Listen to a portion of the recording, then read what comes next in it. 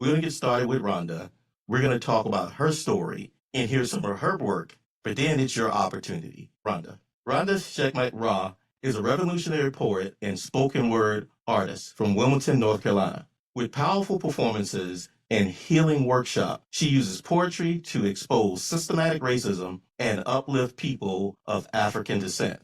Her art, rooted in truth and transformation, follows the legacy of Black liberation focus, spoken word, and tradition. Welcome, Rhonda, to the stage. Hey, how you doing? Good. Thank you so much for having me. Here at Soul Thursday, we like to do our spotlights and talking about the origin story, the messy middle, and what's next. When did your poetic journey begin? And what sparked you to shift into spoken word? Yeah.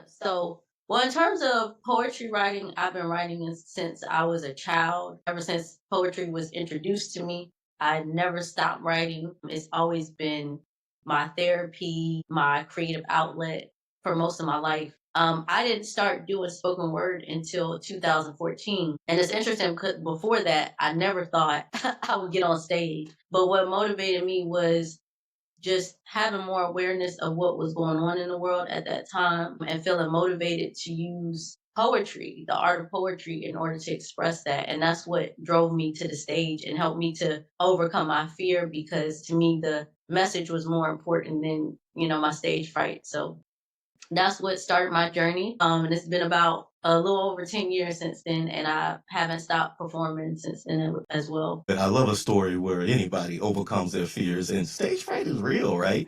So, I just love it, love it, love it, love it. Kudos to you. Tell me about this. We mentioned earlier in the trivia about Black Awakening Movement. What was your catalyst of establishing this? Tell us about what it is. Tell us about how it works. And what was the catalyst? Why did you establish that? So basically, in 2014, I had a huge shift in my racial consciousness. Of course, I was aware of systemic racism, but I began to see it totally different. And that was inspired by actually listening to a series of Malcolm X speeches and seeing that everything that he said applied to the time that I was in. And so once I started having more awareness and things became more clear for me, I realized the awareness and the consciousness that I had is not something that people can get in school. I had a master's degree in a profession that heavily talks about oppression. We had classes on oppression. We always talked about systemic racism, but it was never going to show us the full picture. And so to me, it was important to organize, to be part of an organization that was doing something to raise the awareness and raise the consciousness. And so that's what led me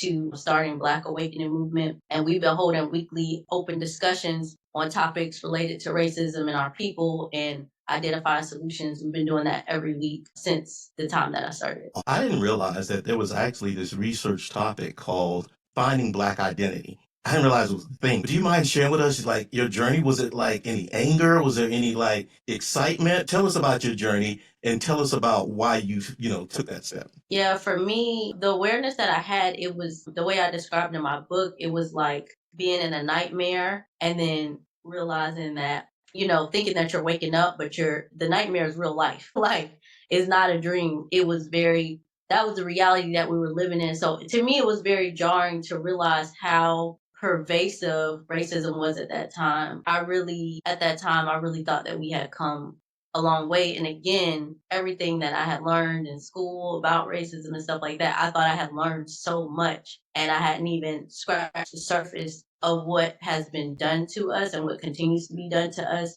And so it was very shocking. Of course, there's a lot of anger. I think it's even traumatic when you come to realize that, when you come to have one concept of the country that you're living in and really the world that you're living in, and then coming to realize that it's not that. And I think a lot of us have had that experience over the years, but my first experience with that was in 2014.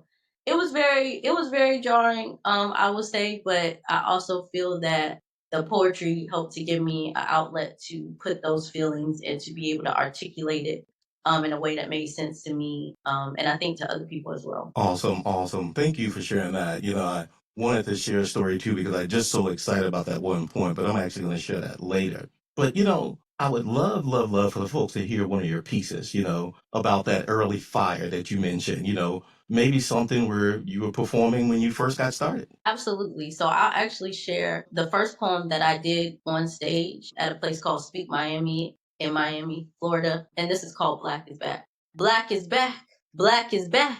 You ask me, where did it go? It got lost somewhere in your stereo that is now government controlled. The same stereo that once played songs of Black Revolution now plays songs of stereotypes and prostitution and Black on Black crime so they can have us okay good doing time. See, your radio can no longer play songs of Black Revolution because after the Black Revolution, the drugs in the Black community rose, the war on drugs rose, the private prisons rates rose, but the crime rate did not. And we gave it not a thought because the media sends messages that Blacks are the problem. So when there's a majority Black prison and a majority white nation, there is no problem. Where Blacks work for free like they did before 1863, the year that slavery was deemed illegal, except as punishment for crime. So now they have us doing twice the time for half the crime as we attempt to get back the money that we lack, the money that was stolen from our ancestors' bloody back. But we couldn't because after we were freed from the plantation, we built businesses, cities, and a new nation, and they burned businesses, cities, and mentality until they were nothing but flames of fear fueled by brutality. And after centuries of torture, lynching, and segregation, we get voting and integration. And when my Black revolutionaries arose to take back the power we never had, they were persecuted and assassinated so bad that they assassinated not only their bodies but their names and made Black power a thing of shame. They rewrote the history books and twisted the facts so murder was justified. They lied to us. Before he was shot, Huey Newton said, you could kill my body, but you can't kill my spirit. So here I am to awaken the spirit of those both dead and sleeping so we can see who we are and where we are really. See, I'm not an American. I'm a Buffalo Soldier stolen from Africa, brought to America to serve America. But I am Africa. I'm the mother of all mankind. I'm the origin of life. I'm the victory, the struggle, the triumph, and the strife. I'm the slave and the master's kin. I'm the queen and the second-class citizen. I'm an icon of pride and a thing of shame. And you will know me by name. I am Black, and I am back. Black is back. Thank you. OMG. I am loving it. I am loving it. Fire. I'm just going to call it fire. And I love. I'm speechless. Y'all know I can talk forever, but I'm going to stick to the script, and we're going to talk about a few things before we get some more pieces and open up the mic. Tell us about, your Southern upbringing. I think that's a major part of your story and what influenced your voice as a poet. Wilmington, North Carolina, right? Yes. I grew up in Wilmington, North Carolina. There's a lot of racial history. I mean, there's a lot of racial history everywhere, but I feel like one unique thing about Wilmington, at least from my perspective, is a lot of the remnants of enslavement are still there. And I'm talking about physically, psychologically, spiritually. There's literally still monuments up. There's still the houses of plantation owners up. And all of these things I didn't notice as I was growing up. But once I started having more awareness, I started seeing it more clearly. So to me, growing up in the South means that I think racism is a little bit more overt, or we see it a little bit more, and we have more of those physical reminders of what we're dealing with, whereas in other places it may be more hidden or we're not seeing it in the same way. I think that definitely was an influence, especially the city that I came from. I'm still learning more about the history because there's so much, not just, with the history of slavery there and the importation of people from Africa, but also the 1898 massacre, which we were not taught about in school. That's something I didn't learn until I may have been in grad school, but I didn't learn it from school. I learned it from my mother. So it's just so much history there, and it's definitely influenced, I think, my poetry because all of those memories were still there. And also a lot of my poems that I wrote in my recent book, I wrote while I was in Wilmington, North Carolina. Thanks for sharing that. I love your story because I love when awakening moment. And in that awakening moment, it's so unique to you. It's so unique to your fingerprint, right? And I begin to love it because people can do whatever they want to do with that wake up.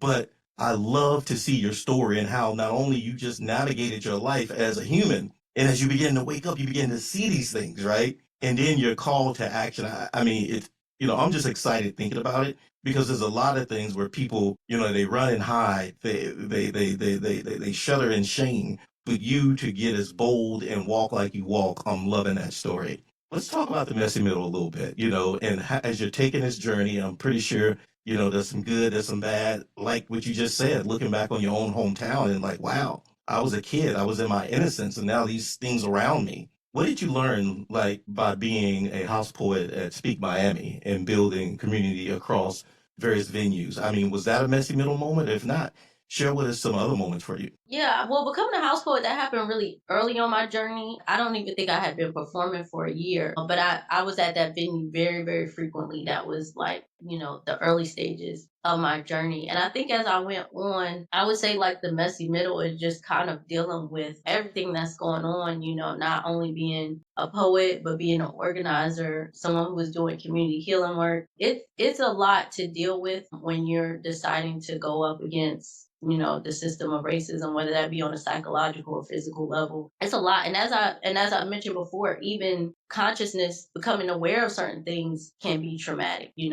Seeing things differently can come with its own trauma. So I think for me, learning how valuable the art of poetry is, and also how valuable healing is, and also realizing how those things can be intertwined, because I used to separate it so much because um my profession was helping people heal. So it was like, okay, I have this over here, and then poetry's over here, and then the organizing's over here.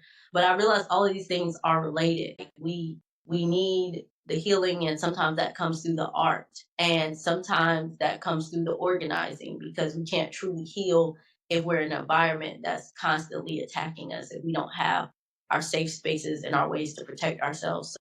Things begin to overlap a little bit more. And for me, that alignment was kind of like coming out of that was kind of like figuring out the alignment of all of those things. And of course, I'm still learning, but it was very valuable to see how powerful poetry is in the healing process. And that's something I really want to help people understand even more. And that's one of the reasons I do the workshops that I do, is to get people to really see the value in that, and to even use writing when you can't use anything else, to use writing to help in your coping and in your healing journey. Yeah, let's talk about that a little bit. Like, how does healing show up in your writing and your workshop? Since you kind of went there, tell us a little bit about your workshop and how does healing show up in your writing and your workshop? Yeah, so um for me, healing kind of the center of the workshop. Actually, when I first started the Let Your Soul Write workshop, is actually called Using Poetry for Healing, because I wanted to overlap again the art of poetry with healing. And so for me, I found throughout my entire life, like I said, ever since I was a child,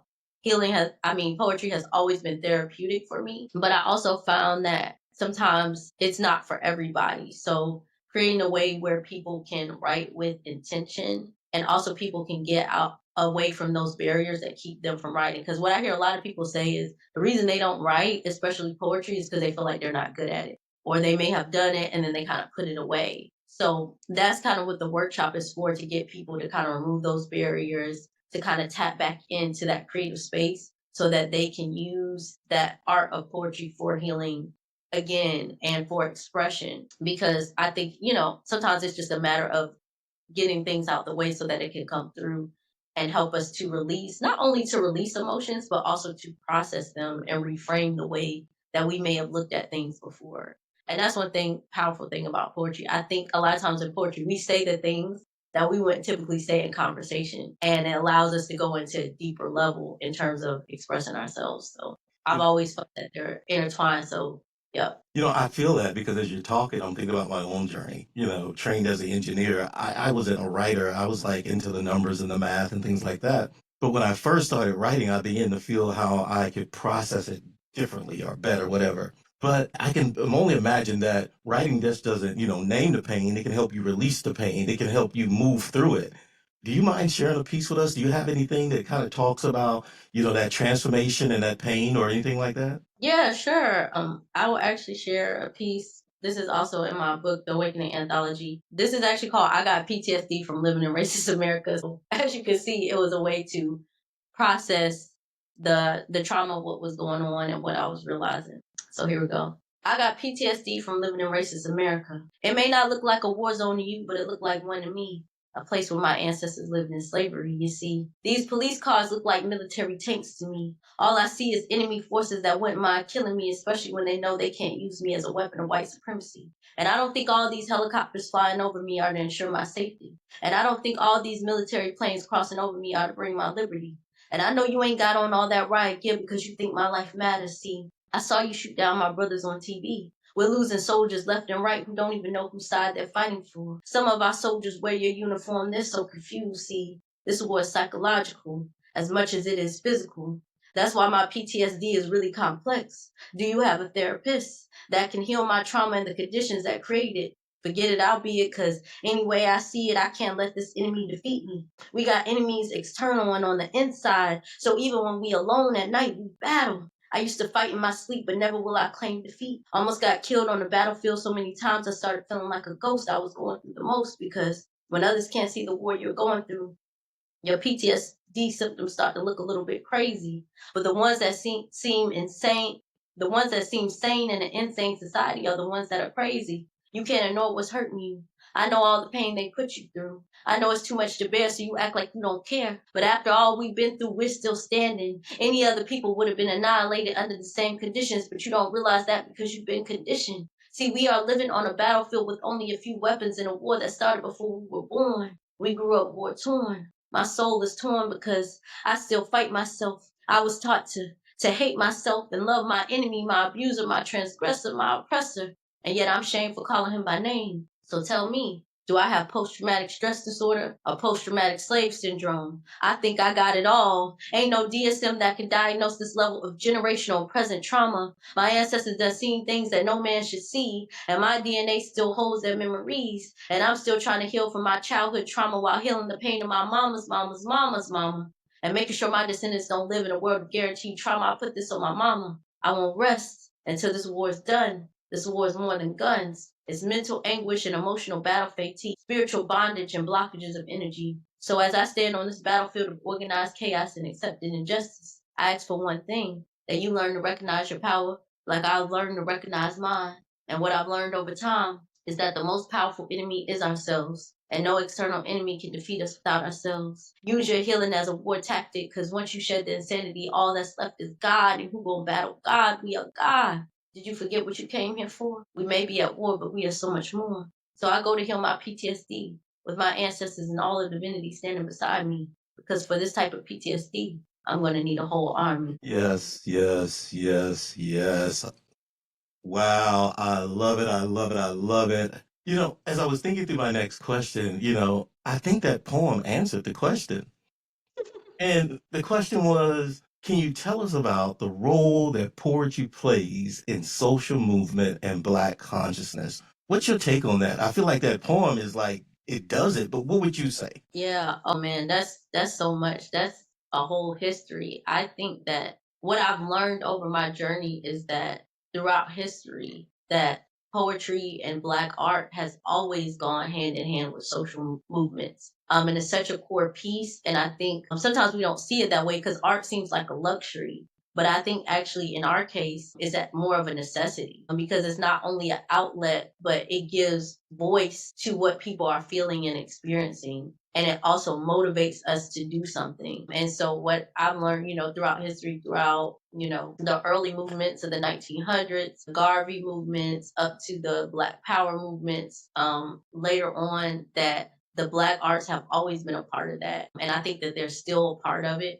And like I said, it took me a while to realize that and make that connection, but it makes perfect sense. And I think that it is central to any Black movement that is going on. Yes, I like the way you describe it because some would say, hey, is it a luxury, right? And you're like, it's so not a luxury. When I decided to put together poetry and politics, what happened was I was sitting there talking with a friend, and this friend was very, very upset about what was going on in society. And it took me a while, and I said, she is struggling processing what's going on. And when a person struggles processing, you'll see anger, confusion, frustration, almost some irrational behavior. And people always say, well, Calvin, you have a platform, you should do this and do this, do this. And I'm like, I already know the answer to that. Can't be everything to everybody or in every situation. But I said, you know what? Poetry. Whenever I have a complex thought that is so, so complex that I don't even understand it, then I start writing. So I now can begin to understand, wow, poetry does have a strong role in social movements and Black consciousness. Because like you said, this war isn't just physical, it's mental and other things. Tell us about where we can purchase your book. Tamika's going to drop it in the chat. I know you mentioned it. I just got excited about the book as you were reading it. Where can we buy your book and what should we expect? Because Tamika, have you got that link where you can drop it in the chat for us? Awesome. Yes. Oh, thank you. Yeah. So it's on my website, rhondaspokenword.com.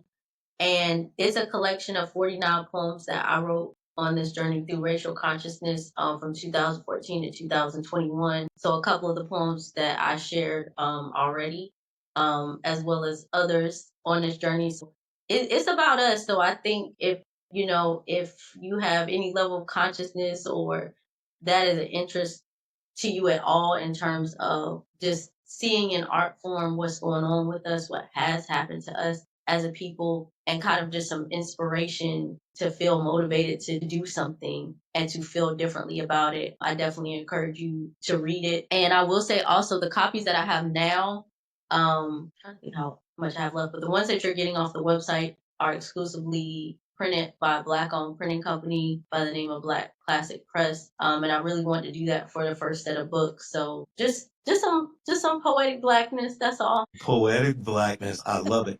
Audience, we're getting ready for you, so get ready. Last time we did this, it gave you a chance to begin to chat and share your thoughts. And so if you got some pieces you want to share, please do. If you got something on your heart, I always say is you honor, if you speak freely, then honor the 3-minute rule.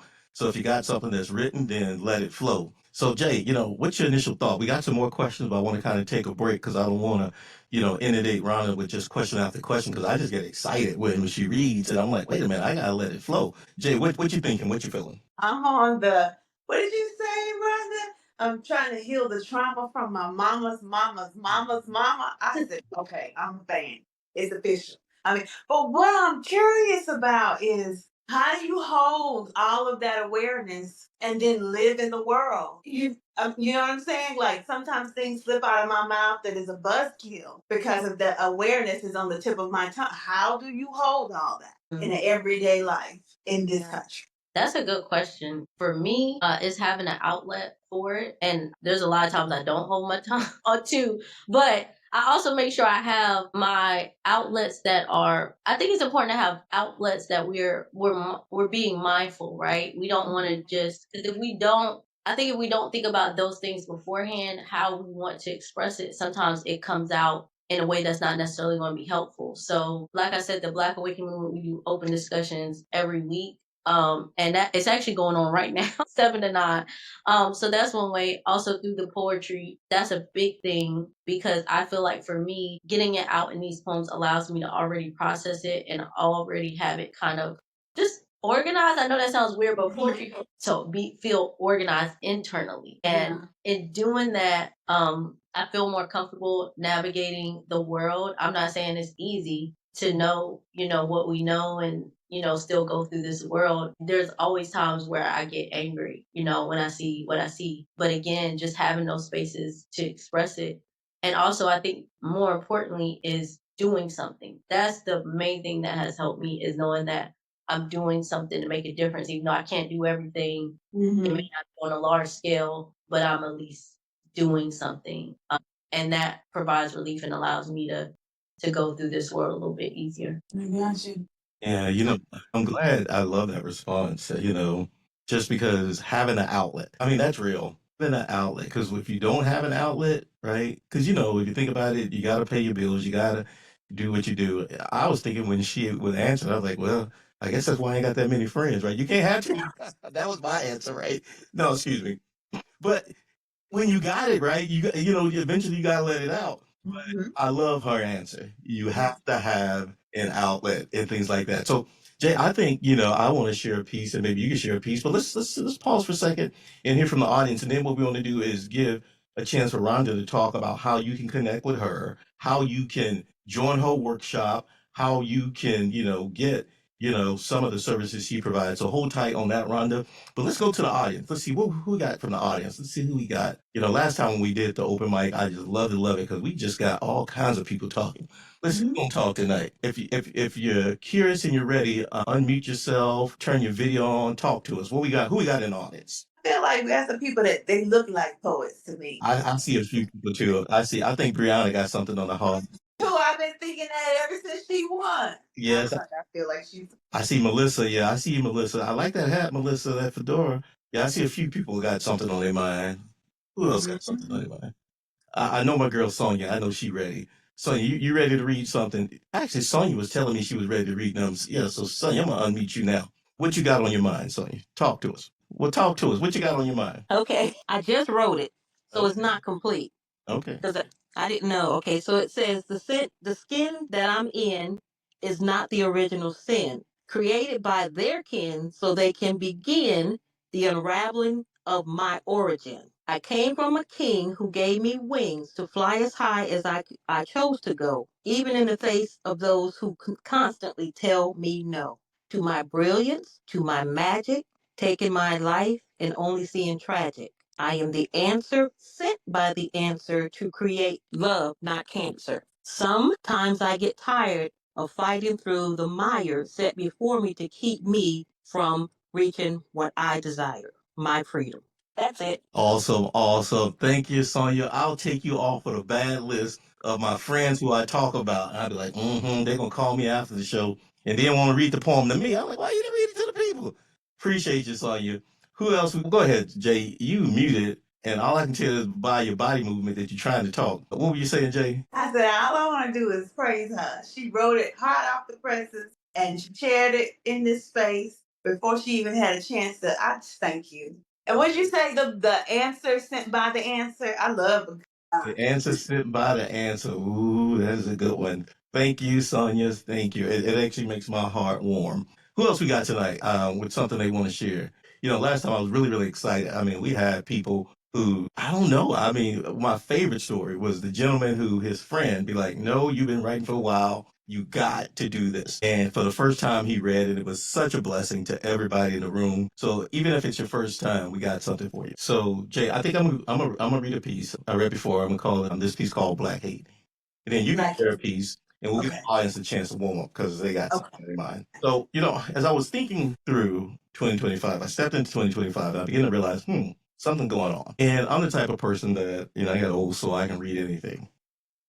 People are like, well, what do you think? I'm like, can't read it yet. Something weird. So I began to create this piece I call Black Hate. He rides the wave, sleek and cold, a surfboard, card from lies untold. The hate of black people, his wind and tide, to divide and conquer and follow divide. He plays both sides, a puppeter, even within black, sown with fear, hating the skin, the curl, the shade. A weapon he wields, a game well played. Even with the Hispanics, darkness bears its scar, a silent war on who they are. With whites the fear of power gained, a future untamed, unchained, unrestrained. Globally, the tide turns black to blame, an anti-black movement fueling the flame. And he rides it high without remorse, richness amass from hatred's course. Why can't you stop him, break his reign? Because to halt his path of pain, they first have to cleanse their soul and their gains. Of anti-blackness they secretly hold. The wave is high, the current strong, but truth will rise, and hate won't last long. But love of self takes root and grows. The surfer falls, and the tide will close. Thank you. That one is titled Black Hate. Do I go? Sure, if you're ready. Okay. This is called Twisted. The past that brought me to this place, twisted. The kinks that dared to frame my face, twisted. The parts of me needing the most care, like the curves in my hair and the curves in my heart are twisted. My tresses bend and sway, coil around like riding a wave of interesting ideas. They go in and out of air and shaft, looking for hope and reasons to laugh at hunts. The way root travels through a sea of soul, looking to eat through veins and nourish after darkness and more than a little bit of pain. We remain. A little twisted and cold, but mostly gifted from the motherland we came after one hell of a boat ride, been noosed up and still we survive. So how are you going to live the lie that part of what makes you shine is less than right? When your hair is tight and nappy and beautiful, whether you wear her dyed, flip to the side, kink crooked in a natural look, lock braided weaved and everything in between. Love the part that makes you king. Protect the root, the original you, whether you have less or added a little extra. You're lovely like tapestry woven into a dream with every strand representing just how you came to be, so strong, so changed, so free, so high. You see that wrinkled, crinkled, real world look, that kiki nappy, happy, twisted hair look that changed the world, revolutionary look. She loves herself so much that she wrapped herself around herself, entangles herself within herself, and dares you to tear her apart. You stare there hooked on kinky tresses, bounced and crooks, sending messages of a different outlook on everything that matters, including how you mistook my twisted, kinky, nappy, happy, good hair. And that came from when I realized that some of the most simple things about being Black is just revolutionary, just because. Awesome, awesome. Thank you, thank you, thank you for the blessing. I love it, I love it, I love it, Jay. You know, it's something interesting is that as your piece begins to talk about, it's the simple things sometimes that are so complex. You know, I was listening today and they said they research in melanin, right? This thing that they talk about to put them on the spaceships because it is one of the only rare things that absorb all of this energy, right? That you can put it in a computer chip, right? Y'all watch your skin. Them folks gonna try to put you in a computer chip. I'm telling you, For real. if you forget, if you forget the value, then you get lost. But I love the way your poem reminded us of the simple things that we have are so important. And I would love to hear about what's next for you. What's coming up? The audience is being quiet. We'll give them a chance to be quiet, but we're gonna keep talking and tell us about what's up with you. Like, how can I mean, are you like a poetry coach? Do you do workshops? You have your weekly sessions? Tell us about how people can connect with you. Yeah, so I do monthly workshops. We had a little pause, but we have one coming up Tuesday, this coming Tuesday on the 29th. So still time to register if you're interested. That's on the website as well, rhondaspokenword.com. And so that is just again, just a safe space to share poetry unapologetically, identify tips and tools to overcome any barriers. We write poetry together as a group and we also share. So there's like a little open mic so you can do the writing and you can do the releasing in the same sessions. Definitely, if y'all interested, definitely come through because, like I said, there's still space. And the other things I'm working on is just some more creative projects, just sharing more. And I hope to continue to share. I hope to continue to share new pieces. I have a lot of pieces I haven't shared yet. I hope in the future to create another book and videos and just keep sharing and keep performing because I do think probably this time, probably more than ever, I think poetry is needed. And I'm also listening to other poets as well. There's a lot of powerful poetry out there. So I also encourage people, like, even if you're not a writer, to listen. Go online and find some poetry to listen to from some of these great Black spoken word artists and, just get your soul fed because it's needed, especially in these times. Yes, yes, yes. Get your soul. And you kind of answered the question because I would love to get one more piece from you if you don't mind. But I'm really just thinking about I just got a new perspective of poetry, of spoken word. And I'll be honest with you guys about my journey because I don't mind being vulnerable.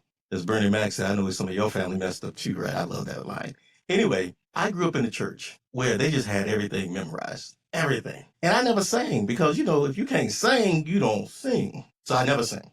But then one day it hit me. And boy, like Forrest, I've been singing ever since. Similar thing with poetry. I come up and I started, with this engineering brain of mine, and I'm like, oh, that's for the special, that's for the elite, that's for the other. And I realized that there's tons of mind tricks that we play on ourselves, that other people play on ourselves. As Rhonda said, it's not just physical, it's spiritual, it's psychological. And when you begin to tame that, you begin to tame a lot of things. Rhonda, tell me your thoughts. What do you feel the role of poetry playing in 2025 and beyond? We're past Yeah. poetry just as a form of romance, is what I'm trying to say. What's your take on the future of poetry and what do you feel its role in our current society? I feel like the more I learned, I realized poetry it's been around so long, even in ancient history, and it was always needed. And I feel like it will be needed. It just comes in different forms based on the time. So there are times where we needed more poems about nature and love, and there's times where we need more poems about war. And I think sometimes we need all of those things at once.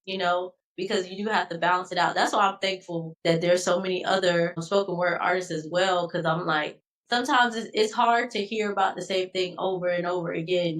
So we need those people who are talking about other aspects as well. But I feel like it's always relevant. But for some reason, the reason I feel like it's probably more relevant now is because I think so much is happening at once. People don't have words for it. As you mentioned, that sister that was just so overwhelmed and upset and enraged. It's like not even a way to fully process what's going on. And I think even for those of us who are pretty aware of things, it's still overwhelming, you know? And so I think that poetry allows us, one, if we're writing it, to be able to process what's going on inside, to allow our souls to say what needs to be said. And I think also hearing someone say and articulate our feelings in a poem, that can be relieving too, because it's like, I didn't have the words for this, but now this poet just said that. And I just saw a poem like that a little while ago online, and I can't remember all the words, but I was just like, wow, I never knew there was words for that feeling until I saw this poem. So